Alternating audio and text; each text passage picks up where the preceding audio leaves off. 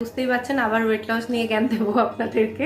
ওজন কমানো এই কথাটা কিন্তু অনেকখানি মনের সঙ্গে কানেক্টেড। আপনাকে সবার আগে মেন্টাল স্ট্রেংথটা বাড়াতে হবে, মানে মানসিক একটা জোর আনতে হবে যে আমি ওজন কমাবো, তবেই কিন্তু আপনি ওজন কমাতে পারবেন। আদারওয়াইজ ওজন কমানো কিন্তু অতটাও সহজ না, মানে অতটা কঠিনও নয় কিন্তু অতটা সহজও নয়।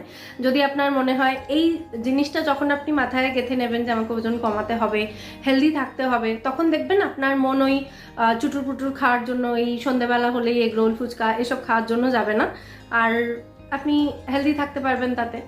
তো এই জিনিসটা হচ্ছে সবার আগে মানসিক জোরটা আনতে হবে। মনের জোরটা আনলে তারপরেই কিন্তু আপনি বাকি প্রসেসটা খুব ইজিলি অ্যাকসেপ্ট করতে পারবেন।